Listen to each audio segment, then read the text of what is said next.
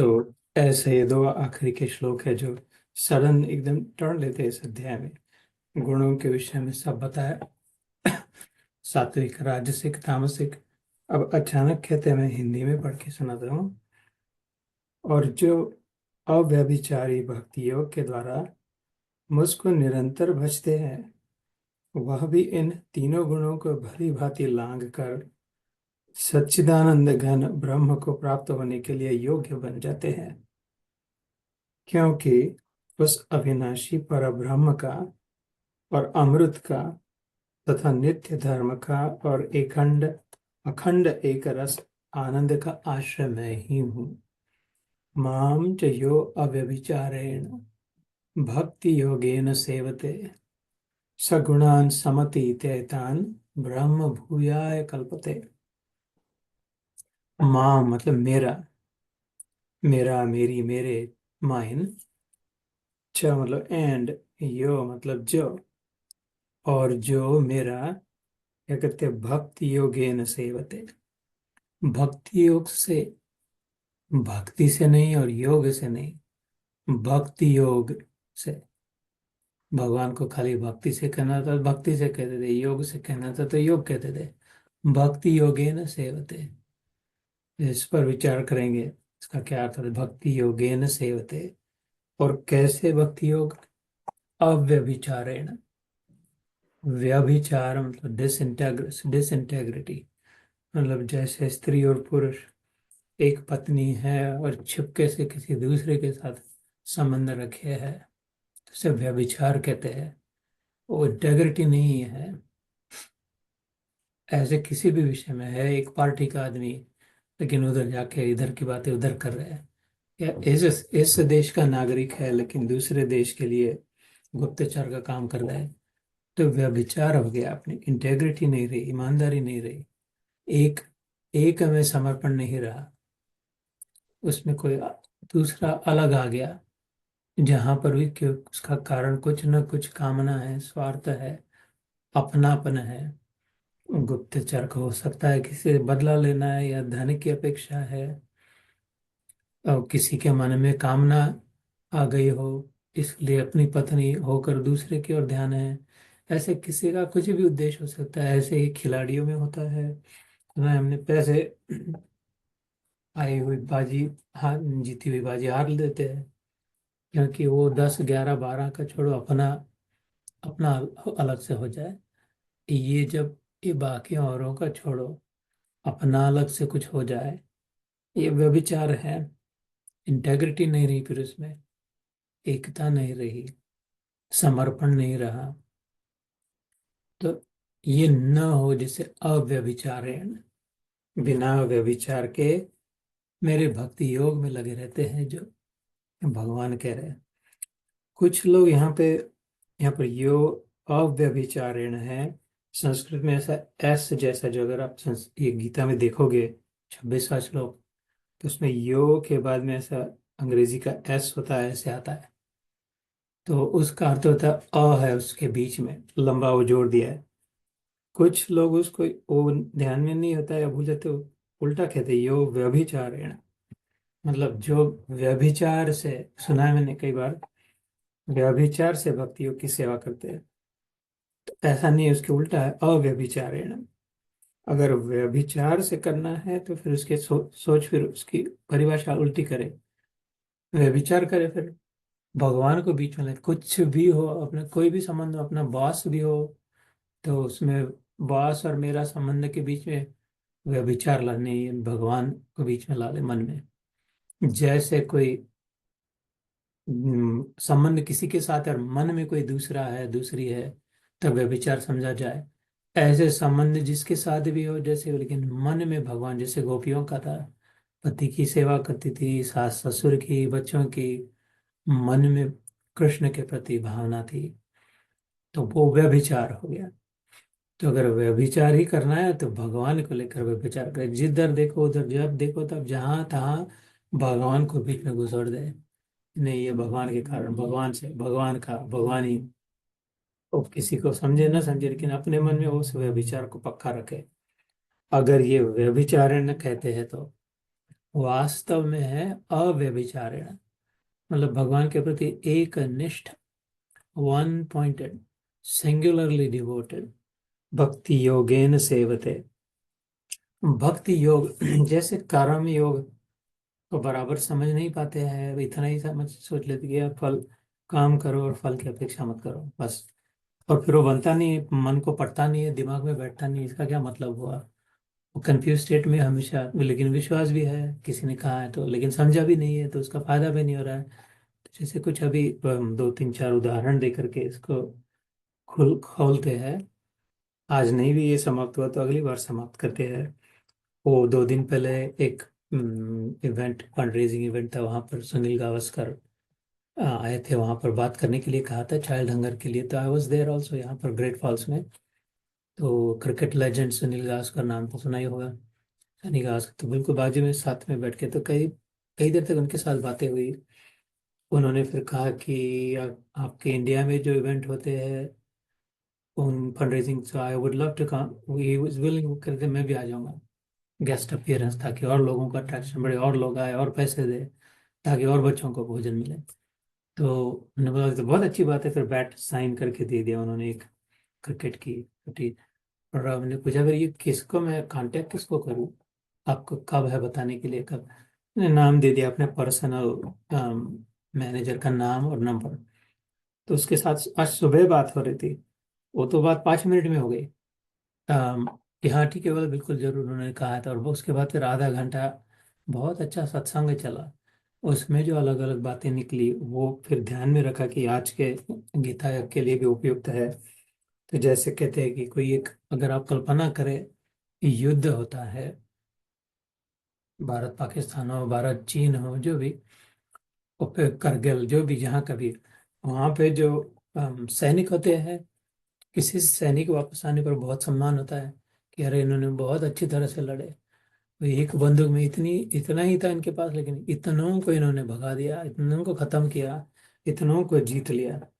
आगे उनका सम्मान हो गया राष्ट्रपति के द्वारा, ये वो, क्या अभी आपको और क्या चाहिए, तो बोले नहीं बस एक 15 दिन की छुट्टी दे दो, बहुत थक गया हूँ मैं।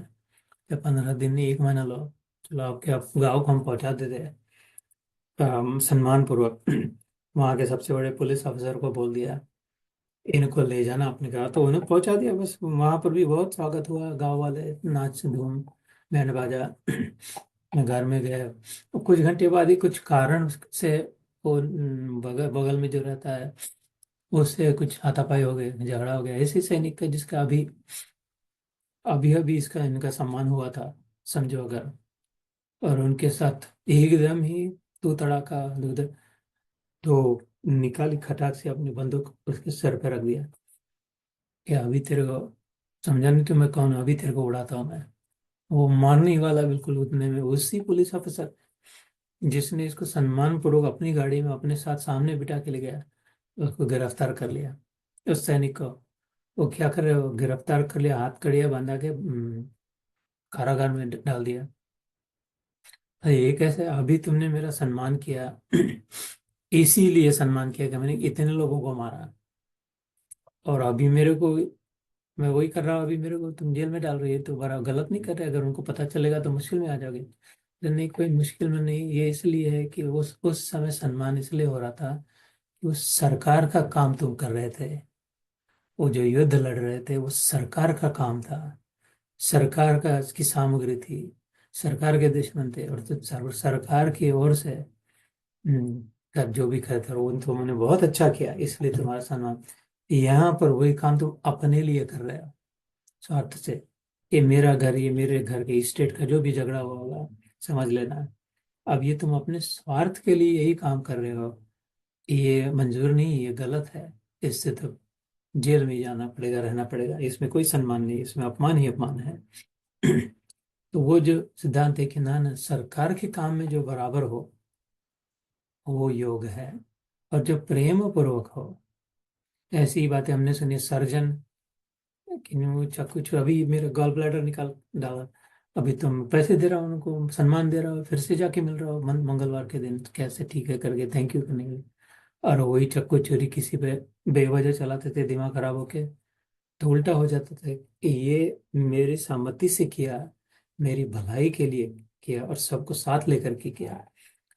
अलग से करते तो अपने स्वार्थ के लिए, अपनी मनमानी करके करते तो फिर वो योग नहीं होता, वो पर्सनल काम के लिए भोग होता है। इसलिए योग की यहाँ पर भक्ति योगेन सेवते, ऐसे ही बातें चली थी। आज वो सारी बोल ही दूँ।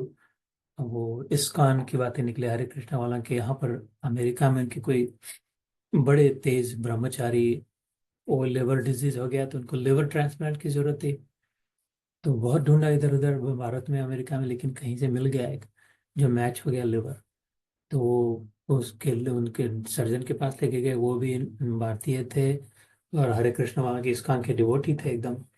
तो वो सर्जन ने बोला कि सबसे पहले मैं तुमको एक बार लेकिन अलग से बात करना चाहता हूँ, तुम दे तो रहे हो अपना लिवर। तो बोले ठीक है, कब, कब परसों आ जाना जो भी। मैं बस मैं इधर ही बात बताना चाहता हूँ कि इसमें बहुत डेंजर है, आपको भी डेंजर है, आप दे तो रहे हो। बोले नहीं मेरे को पता है, मैंने सब जानकारी निकाल ली है। नहीं नहीं सच में बहुत ज़्यादा डेंजर है। तो अरे नहीं भैया मैं जानता हूँ, मैंने अपने डॉक्टर साहब, मैंने अपने परिवार वालों को भी सब मेरे साथ में है, मैं समझता हूँ कि मेरे को भी उतनी तकलीफ होगी जितनी उसको होगी जिसको मैं डिलीवर दे रहा हूँ। नहीं नहीं उससे भी बड़ा डेंजर है।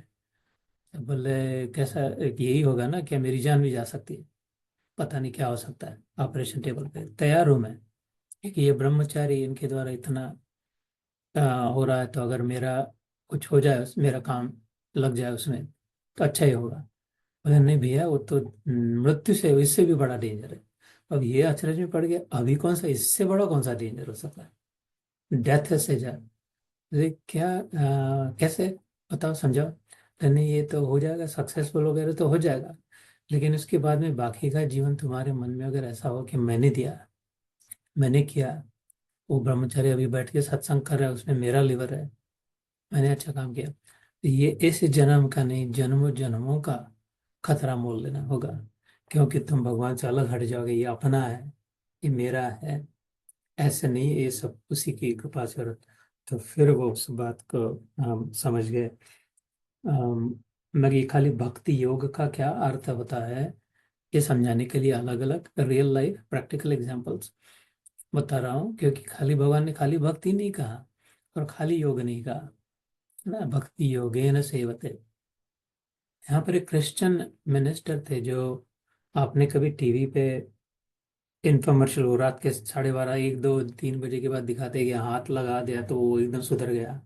ब्राजील में कहीं वो बच्चे को ले जाते हैं, लंगड़ा बच्चा, वो ध्यान साधना करते हैं जीसस क्राइस्ट की पावर उनमें शक्ति, और उसके सर पे हाथ रख देते हैं तो कभी आज तक उठ नहीं पाया, वो दौड़ने लग गया स्टेज पे।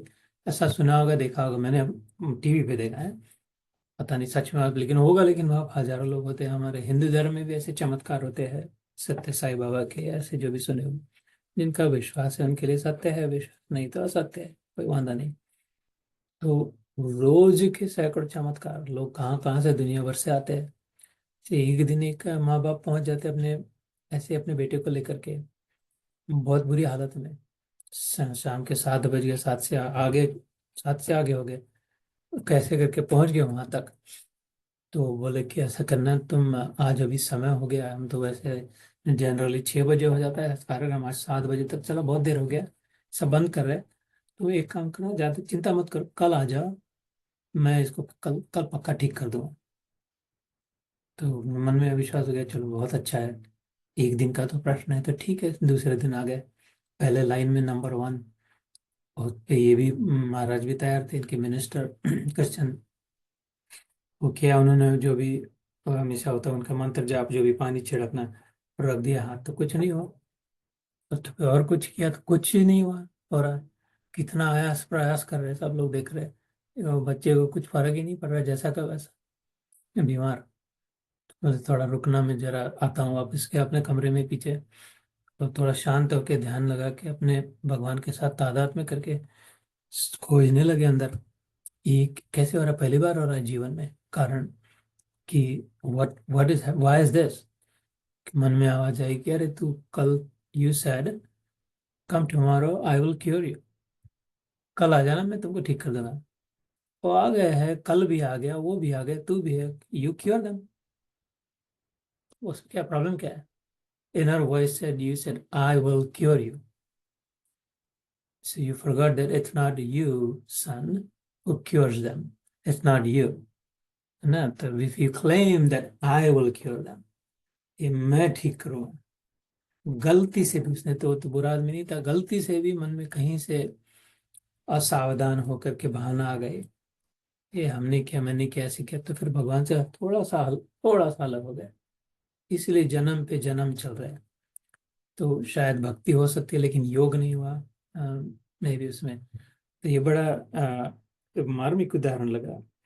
वो उनके साथ बातें हो रही थी, गावस्कर बात कर रहे थे फोन, सामने खड़े होकर के माइक्रोफोन पे। तो बड़ा अच्छा प्रश्न पूछा उन्होंने कि तुमने जो बातें सुनी, तो मैंने उनको 2 मिनट का वीडियो बताया, भेजा उनको। तो बोले वो माइक्रोफोन ने बातें करी या स्पीकर ने बातें करी, वो माइक पे बात कर रहे थे।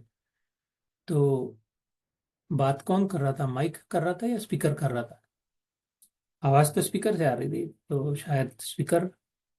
नहीं, ये बात समझ में आ गई। उत्तर रिटोरिकल क्वेश्चन है, उत्तर देने के लिए कोई आवश्यकता नहीं। वो स्पीकर से आवाज जरूर आ रही होगी, माइक्रोफोन पहुंचा जरूर रहा होगा, लेकिन आवाज सुनील गावस्कर की थी। बीच में जो माध्यम है उनके उनका नहीं था। ऐसे ही ये जो गीता योग भी होता है, जहाँ हमारी बातें भी होती है, जहाँ पर भी कुछ भी कहने वाला, सुनने वाला, समझने वाला, करने वाला, ये न भूले कि ये आवाज किसकी है, कहाँ से आ रही है। कानों ने सुन तो लिया और दिमाग में वो बैठ भी गया, लेकिन सुना किसने, समझा किसने? समझने वाला कोई और है। तो ये सूक्ष्मता से जब पक्का उसके साथ तादाद में हो जाए, मतलब उसके साथ एक पना हो जाए, अलग, कि मैं और तू इतने एक है कि मैं हूं ही नहीं तू ही है, वो भक्ति योगन। ऐसा जब हर कर्म में हो, उसको सेवा भाव से, फिर भगवान की सेवा भाव से हो जाए। किसी गरीब बच्चे को रास्ते पे पड़ा है, मैले कपड़े हैं, भूखा है, नहाया धोया नहीं है, बीमार लग रहा है, एकदम कमजोर, और लेकिन अगर हम समझ गए, जानते हैं कि नहीं, लेकिन इस ये तो, अरे वो तो टाटा बिरला का बच्चा है जो घूम गया था कुछ साल पहले, ये पक्का पक्का पता है मेरे को, ये उसका बेटा है। तो उस पर सबसे बड़ी, उसकी सबसे बड़ी मदद हम यही कर सकते हैं कि उसको याद दिलाए, उसको समझाए कि बेटा तू अभी, तेरे बुरे दिन निकल गई, तू, you belong to this family, this is your father, let me take you to the father. तो, तो वो बच्चा और वो उसका पिता, मेरा इतना सा काम है उसको उनसे मिलाने का। ऐसे जब भावना हो, जब अपने हर कार्य में अपने मन में जो विचार आ रहे हैं वो शुद्ध स्वच्छ हो, अपने वाणी से भी गलती से असावधान होकर कहीं निकले नहीं अपना अपना, और कार्य में तो प्रकट हो ही नहीं कि मैं कर रही हूँ, मैं, हमने किया। जब ये पक्का समझे कि न, सब सब जो हो रहा है उसी से हो रहा है, उसकी मर्जी से हो रहा है, और हम माध्यम मात्र है, लेकिन हमें करना तो है ना। जैसे अभी ये बीच में बंद हो गया था, तो फिर मेरे को आटा पीटा नीचे से जाके दूसरा कंप्यूटर लाओ, ये वो तकलीफ। अगर अपना काम ढंग से करता था तो बिना विघ्न के पार पड़ता था। ऐसे ही हम बीच में अटक न जाए, अपनी मर्जी से, अपनी हेगड़ी से दूसरा कुछ न करे। जो कार्य हमारे द्वारा हो रहा है वो होने दे, जहां तक पहुंच रहा है वहां तक पहुंचने दे। इस प्रकार से जो कार्य किया जाता है वो भक्ति योग। हमारे महाराष्ट्र में अपर्णा जानती होगी, है नामदेव महाराज, नामदेव संत बाबा नामदेव, पंजाब में भी बड़ा प्रसिद्ध हुआ था। वो महाराष्ट्र में पले बड़े थे, मराठी थे। उनके लिए कथा थी एक, वो रोटी अपने स्वयं पाकी थी, अपनी अपना अपना भोजन खुद बनाते थे। और रोज बनाते रोटी, दो चार अपने लिए, दो चार कोई आएगा उसके लिए, उस पर घी, घर का घी लगा देते और तैयार रख देते। और पहले गैया को, अतिथि को, के उसके बाद खुद खाते, भोजन कर देते। ऐसे एक दिन कर रहे, खुला कमरा, एक कमरे में रहना है। टेलर थे वो, पहले कपड़े सीते थे।